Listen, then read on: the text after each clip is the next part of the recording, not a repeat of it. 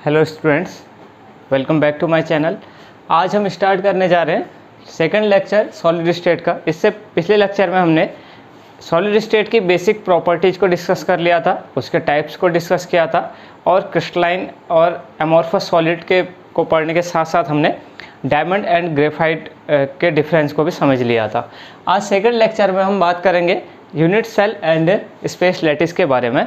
इसको जानने से पहले हम क्यूब को समझ लेते हैं। एक क्यूब क्या होता है?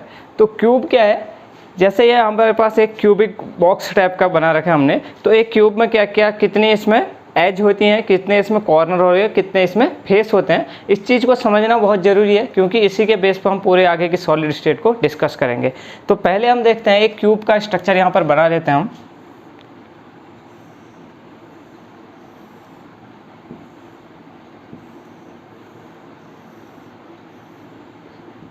ये हमने एक क्यूब का स्ट्रक्चर यहाँ पर ड्रॉ कर लिया है। ये एक क्यूब का स्ट्रक्चर है। तो इस क्यूब को हम ऐसे यहाँ पर हम 2D बोर्ड पर ड्रॉ कर रहे हैं इस क्यूब के स्ट्रक्चर को। तो इस क्यूब में अगर हम देखें तो ये जो होते हैं, इनको हम इन पोजीशंस को बोला जाता है कॉर्नर्स। ये कॉर्नर्स हैं, ये सारे के सारे कोने हैं, तो इनको बोला जाता है यहाँ पर कॉर्नर्स। तो अगर हम यहाँ पर देखें तो जो ब्लैक कलर का हम रिप्रेजेंट कर रहे हैं वो कॉर्नर है। तो कॉर्नर यहाँ पर कितने हो जाएंगे? 1 2 3 4 5 6 7 8। यानी कि एक क्यूब के अंदर जो कॉर्नर होते हैं वो कितने होते हैं? 8 होते हैं। हमने यहाँ पर अगर इसमें दिखाना चाहे तो एक कॉर्नर, दूसरा कॉर्नर, तीसरा, चौथा, पाँचवां, छठवां, सातवां और आठवां। तो 8 कॉर्नर एक क्यूब के अंदर होते हैं। इसके बाद दूसरी जो बात आती है वो आती है एज की, EDGE एज। तो ये कितने हैं? 2 कॉर्नर को मिलाने वाली लाइन एज कहलाती है। तो 2 कॉर्नर को मिलाने वाली ये लाइन है जो हम वाइट कलर से यहाँ पर रिप्रेजेंट कर रहे हैं। तो ये कितनी है?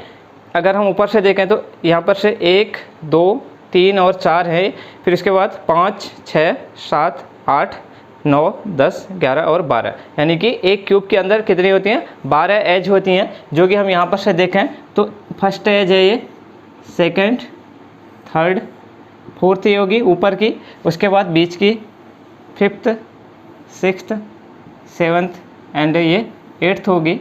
उसके बाद अगर हम देखें ये होगी 9th, ये वाली 10th, ये 11th और 12th। तो एज कितनी हो जाती है क्यूब के अंदर? 12।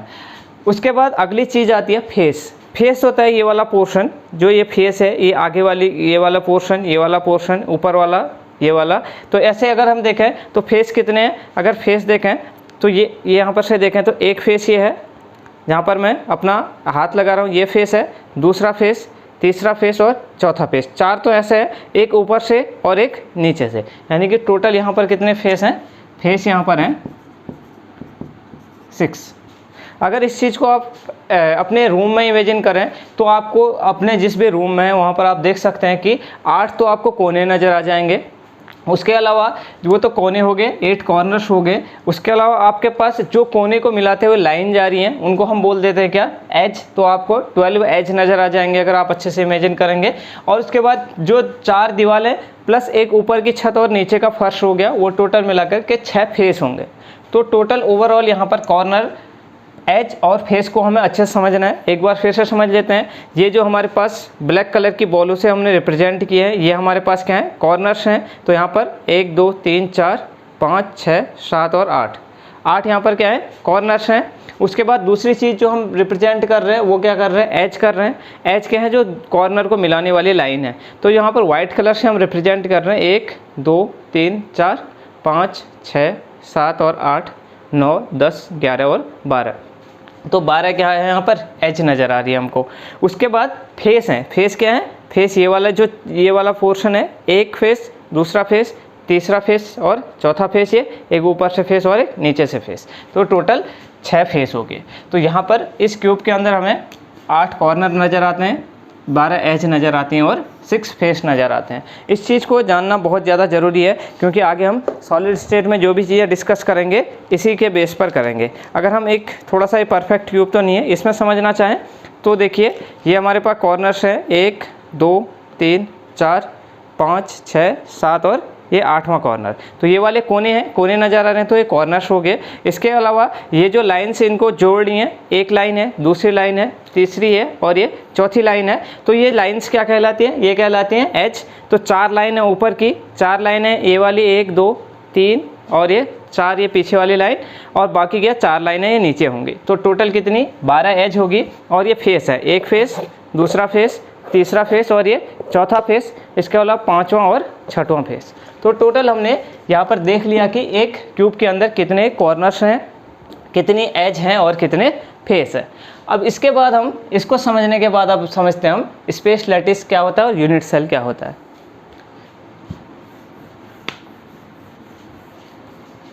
अब अगली चीज़ पहले हम समझते हैं कि स्पेस लैटिस क्या है। तो स्पेस लैटिस क्या होता है कि एक पूरा का पूरा हमारे पास क्रिस्टल है, उसका वो एक छोटा सा 3D पार्ट, जिसके द्वारा हम क्या पता कर सकें कि पूरा का पूरा मॉलिक्यूल, उस पूरे के पूरे क्रिस्टल के अंदर मॉलिक्यूल्स का अरेंजमेंट कैसे हो रखा है या कंस्टिट्यूएंट पार्टिकल्स का अरेंजमेंट कैसे हो रखा है। मतलब that 3D part of the crystal which can give the idea about the total 3D arrangement of the particles with in the crystal. तो इसको हम देखिए कैसे लिख सकते हैं कि the smallest 3D part of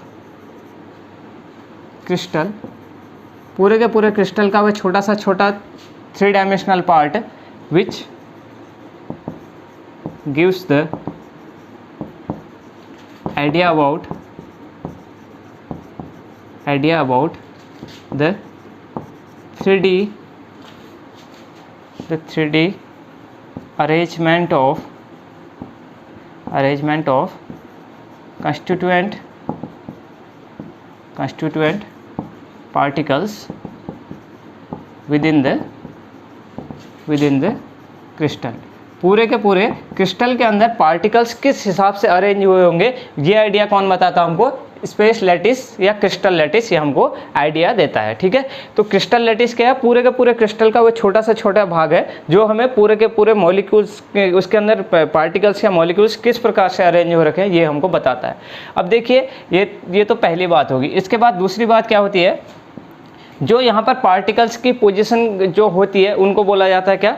space point. ठीक है, तो यहाँ पर पोजीशन ऑफ लैटिस पॉइंट बोला जाता है। Positions of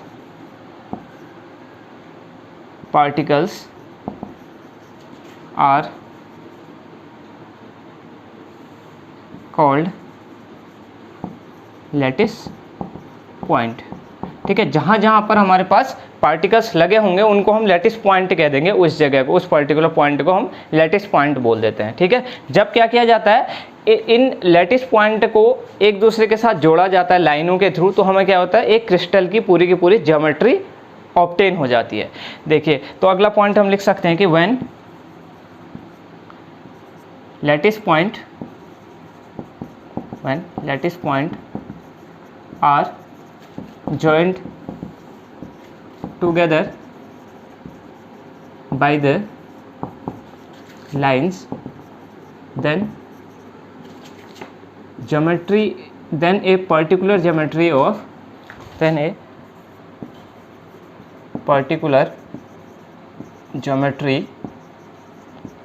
of crystal is obtained।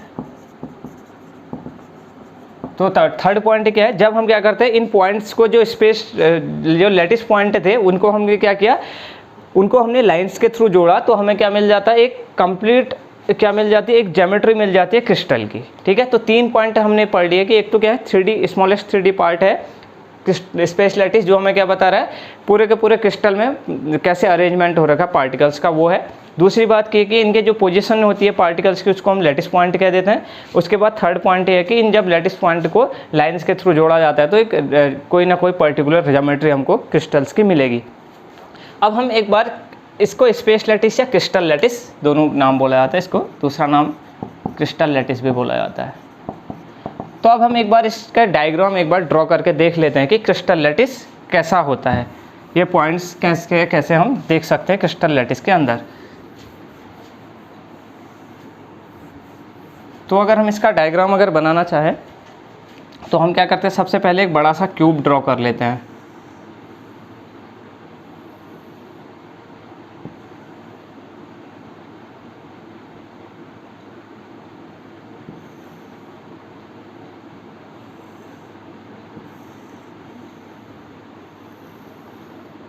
ये हमने एक बड़ा सा क्यूब ड्रॉ कर लिया है। अब हमें क्या करना है, इन सभी के बीच से होते हुए एक लाइन यहाँ पर से ऐसे ड्रॉ करनी है, यहाँ से होते हुए नीचे को ले जानी है, फिर यहाँ पर से ऐसे और फिर यहाँ पर से ऐसे इसको मिला देना है।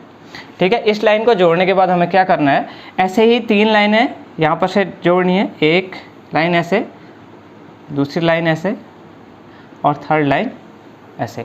मतलब ऊपर वाली लाइन को यहाँ पर ऊपर से जोड़ना है, बीच वाली लाइन को यहाँ बीच से जोड़ना है, लास्ट वाली लाइन को यहाँ से लास्ट से जोड़ना है और इन तीनों को ऐसे हमको मिला देना है।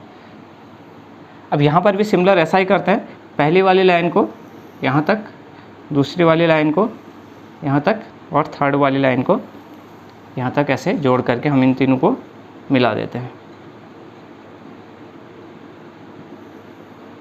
ऐसे हमने इनको मिला दिया और यहाँ पर भी ऐसे हमने इनको इसको मिला दिया और एक बिल्कुल बीच में ऐसे हम इसको मिला देते हैं। तो ये क्या बन गया, पूरा का पूरा एक क्रिस्टल लैटिस यहाँ पर बन गया है। अब क्रिस्टल लैटिस है, ठीक है, तो ये क्या कर रहा है, हम यहाँ पर क्या होगा, पोजीशंस होंगी किसके, कंस्टिट्यूएंट पार्टिकल की। ऐसे कंस्टिट्यूएंट पार्टिकल यहाँ पर लगे हुए होंगे, ऐसे ऐसे। इनको कंस्टिट्यूएंट पार्टिकल्स को जोड़ने की वजह से हमें क्या मिल रखा है, पूरा का पूरा क्रिस्टल लैटिस मिल रखा है। ये ऐसे यहाँ पर कंस्टिट्यूएंट पार्टिकल्स ऐसे लगे रहते हैं, अलग अलग पोजीशन पे ऐसे फिक्स रहेंगे। ये है ऐसे यहाँ पर कंस्टिट्यूएंट पार्टिकल्स लगे हैं। अब क्या होता है, अब यूनिट सेल की बात अगर आती है तो क्या होता है, एक क्रिस्टल लैटिस के अंदर बहुत सारी यूनिट सेल्स पाई जाती हैं। तो यूनिट सेल क्या है, एक स्मॉलेस्ट पार्ट है किसका, क्रिस्टल लैटिस का। ठीक है, एक छोटा पार्ट है जिसको हम क्या करते हैं, ऑल डायरेक्शन में अगर रिपीट करते हैं तो हमको पूरा का पूरा क्रिस्टल लैटिस हमको मिल जाता है। तो देखिए, जैसे अगर हम इसमें देखना चाहें कि इसमें बहुत सारे यूनिट सेल्स हैं। यूनिट सेल मतलब ये समझ सकते हो, जैसे क्रिस्टल लैटिस एक पूरा का पूरा मकान है और उसमें क्या है, यूनिट सेल उसके छोटे छोटे कमरे हैं। तो यहाँ पर देखें, अगर ये पूरा का पूरा मकान अगर हम देखें तो यहाँ पर एक एक क्या है, छोटा कमरा क्या है उसका, ये यूनिट सेल है। तो यहाँ पर से अगर हम एक यूनिट सेल यहाँ पर रिप्रेजेंट करना चाहूँ तो मैं एक हल्का सा यहाँ पर से ड्रॉ कर रहा हूँ ताकि आपको इमेजिन हो सके कि इसमें यूनिट सेल कौन सा है।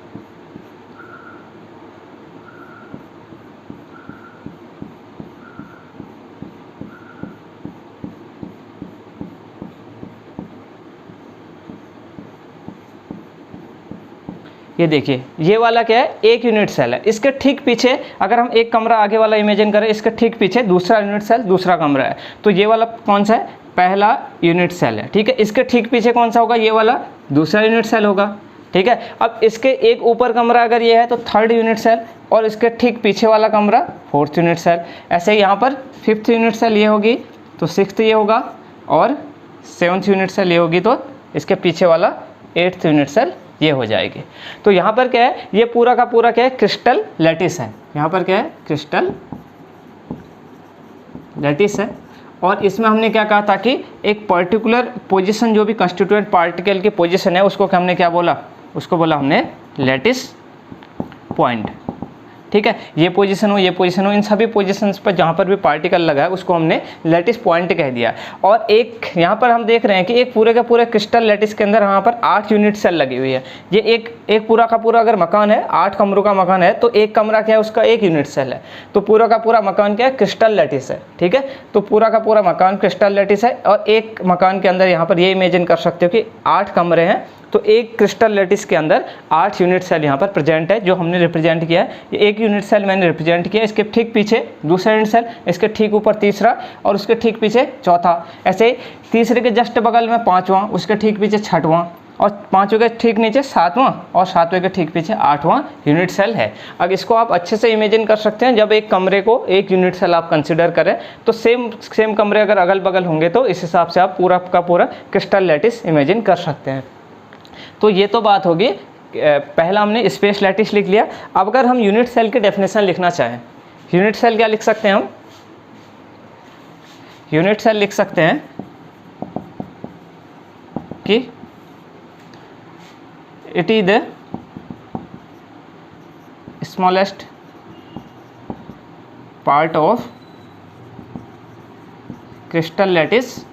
ये क्या है? क्रिस्टल लैटिस का एक छोटा सा पार्ट है which on repetition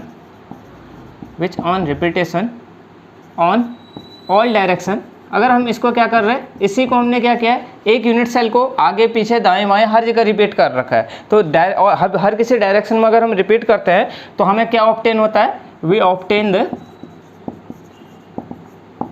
crystal lattice. ठीक है, तो वो क्या है, अगर हम इसको यूनिट सेल को हर किसी डायरेक्शन में एक्स वाई जेड सभी डायरेक्शन में अगर रिपीट करते हैं बार बार, तो हमें एक पूरा का पूरा क्रिस्टल लैटिस मिल जाता है। तो क्रिस्टल लैटिस एक बड़ा सा मकान इमेजिन कर सकते हैं जहाँ पर सेम साइज के कमरे लगे हुए हैं और एक छोटा कमरा उसका यूनिट सेल हो गया। तो यूनिट सेल एक कमरे को हम बार बार रिपीट कर रहे हैं तो पूरा का पूरा मकान बन जा रहा है। ऐसे ही हम एक यूनिट सेल को बार बार रिपीट कर रहे तो पूरा का पूरा क्रिस्टल लैटिस हमको ऑब्टेन यहाँ पर से हो जाएगा। तो ये बात होगी क्रिस्टल लैटिस की। इसके बाद हम पढ़ते हैं यूनिट सेल। इसमें से अगर हम रिप्रेजेंट करना चाहें तो यूनिट सेल हम इसमें से ऐसे अलग से भी रिप्रेजेंट कर सकते हैं। एक क्यूब जो हम ले हैं तो वो क्या है, यूनिट सेल ही है। ये एक यूनिट सेल है। ठीक है, इसी को तो हम क्या कर रहे हैं, यहाँ पर हमने डाल रखा है इसको, ये इसी को बार बार रिपीट कर रहे हैं तो हमको पूरा का पूरा क्रिस्टल लैटिस मिल रहा है। ठीक है, तो यूनिट सेल क्या है, एक छोटा सा पार्ट है क्रिस्टल लैटिस का। तो ये दोनों बातें होगी, स्पेस लैटिस और या क्रिस्टल लैटिस, और दूसरी बात यूनिट सेल।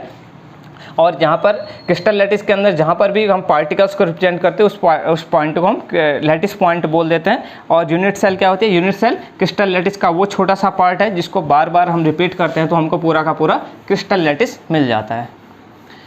तो इतनी बातें होगी। अब हम क्या करते हैं, इसी के बेस पर हम क्या करते हैं, क्लासिफिकेशन करते हैं। यूनिट सेल का क्लासिफिकेशन करते हैं। अब हम क्लासिफिकेशन ऑफ यूनिट सेल, मतलब एक जो क्यूब था हमारे पास वो कितने टाइप का हो सकता है। ये किसके बेस पर हम ये फर्स्ट क्लासिफिकेशन है जो हम पहला क्लासिफिकेशन पढ़ रहे हैं, ये किसके बेसिस पे पढ़ते हैं, ये होता है depending upon the position of particle within the unit cell. मतलब हमने जो पूरा का पूरा क्यूब ले रखा है ये है, इसमें पार्टिकल्स की पोजीशन कहाँ कहाँ पर है। मतलब जब हमने अभी देखा था कि कॉर्नर्स थी, फेस था, एज था, उनमें कहाँ कहाँ पर पार्टिकल्स पाए जाते हैं। कहीं किसी यूनिट सेल में क्या होता है, अगर माना कॉर्नर्स पे ही एटम है तो हम उसको कुछ अलग नाम देंगे। उसके अलावा फेस पे होंगे तो उसको दूसरा नाम दे देंगे, एज के सेंटर पर होंगे तो वहाँ पर अलग नाम दे देंगे। इस हिसाब से हम फर्स्ट क्लासिफिकेशन करते हैं यूनिट सेल का। ये होता है depending on the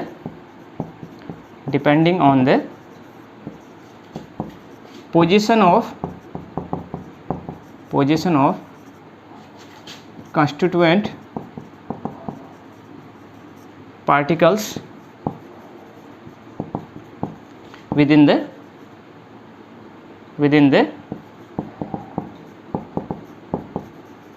unit cell.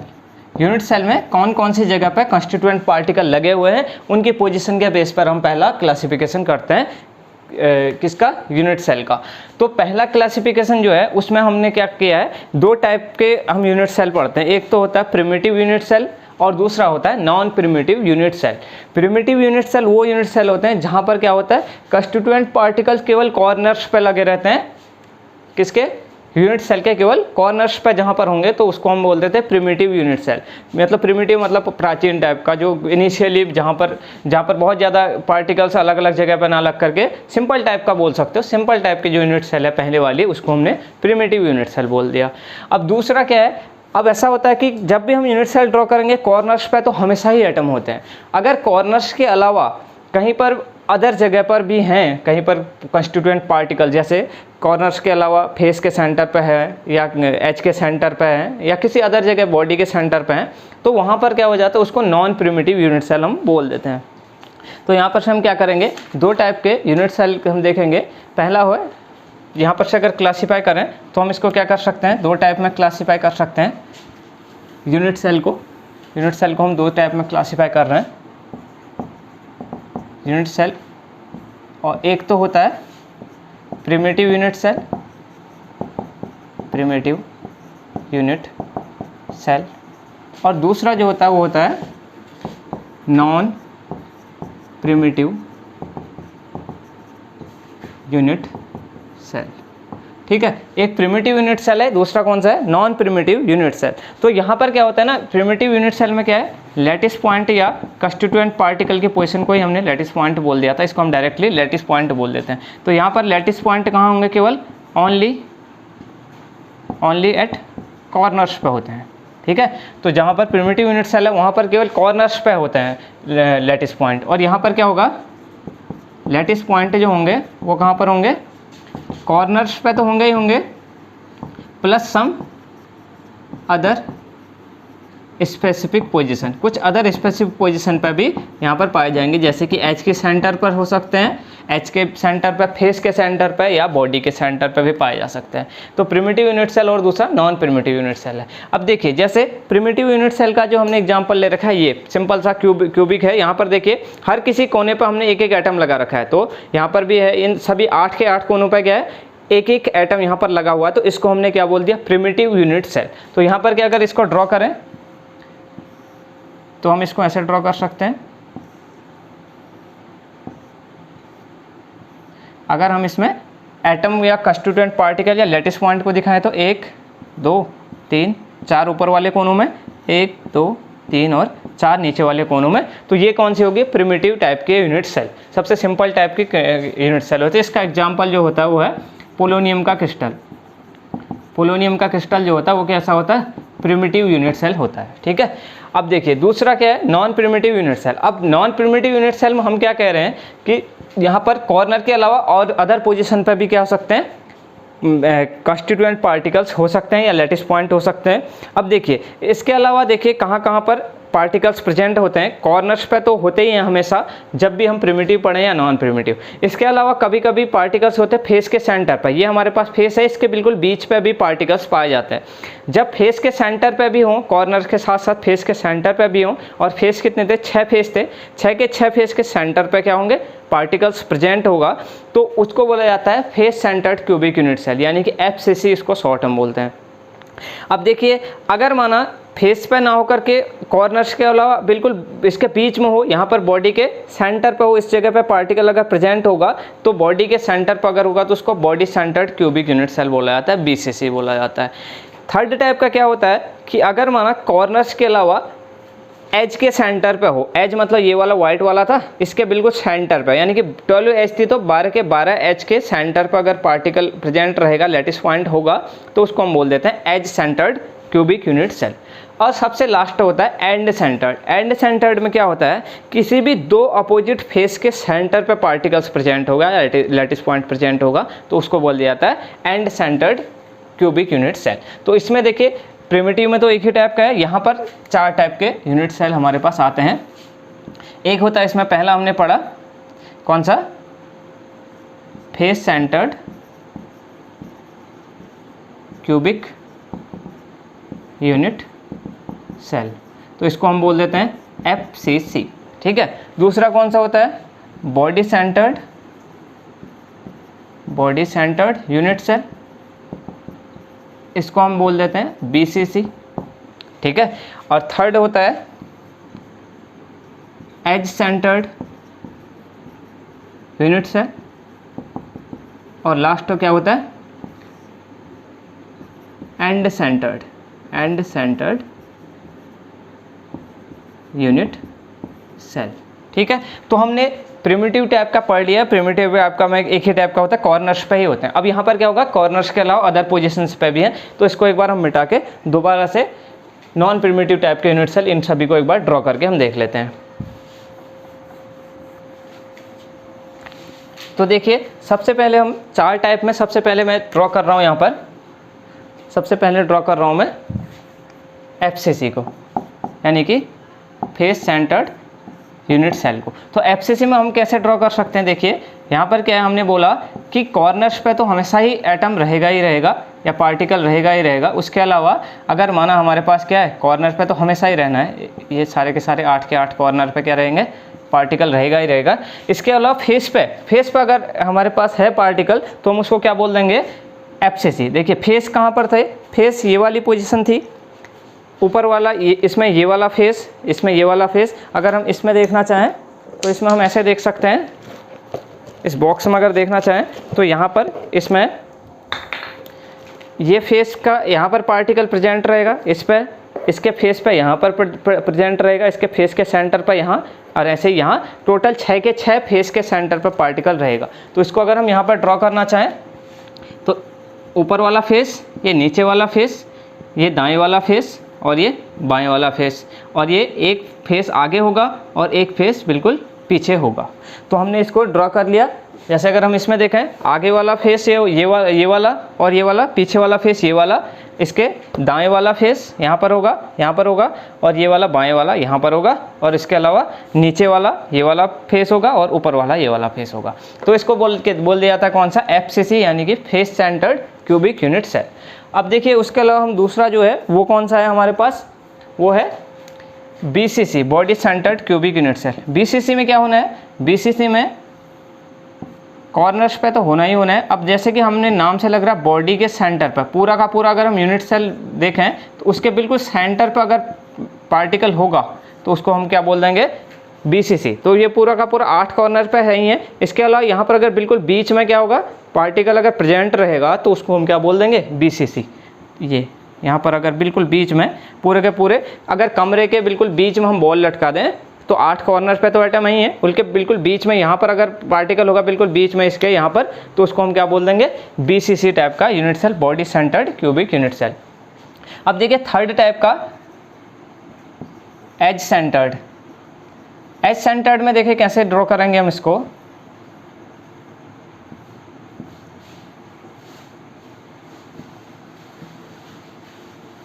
देखिए एज सेंटर में क्या है, कॉर्नर पे तो हमेशा ही एटम है या पार्टिकल्स हैं, ये है कॉर्नर पे। इसके अलावा देखिए एज कितनी है, ये इसके सेंटर पे एज है, इसके सेंटर पे यहाँ पर 4 यहाँ पर, 5 6 7 8 यहाँ पर, और 9 10 11 12। तो यहाँ पर अगर हम रिप्रेजेंट करें, ऊपर के 4 है, 1 2, इनके बिल्कुल सेंटर पे 3 4, ठीक है, और बीच में 1 2 3 और ये 4, ठीक है, और सॉरी 1 2 3 और ये 4, ऐसी वाली 1 2 3 4, और 4 क्या होंगे नीचे, 1 2 3 और ये 4, ठीक है। तो ये क्या कहलाता है, एज के सेंटर पे। एज के सेंटर पे मतलब अगर यहाँ पर हम दिखाएं तो देखिए ऐसे ये है, ये पूरा का पूरा क्यूब में ये वाला कौन सा है, ये वाला एज के सेंटर है, ये वाला पीछे वाला, इसके अलावा यहाँ पर ये वाला, और ये 4 एज के सेंटर पे ऐसे खड़े में 1 2 3 और 4 यहाँ पर, 5 6 और 7 और 8 यहाँ पर एज के सेंटर पे प्रेजेंट रहेगा। सबसे लास्ट जो है वो कौन सा, एंड सेंटर्ड। एंड सेंटर्ड में क्या है, बहुत सिंपल सा है। इसमें क्या करना है,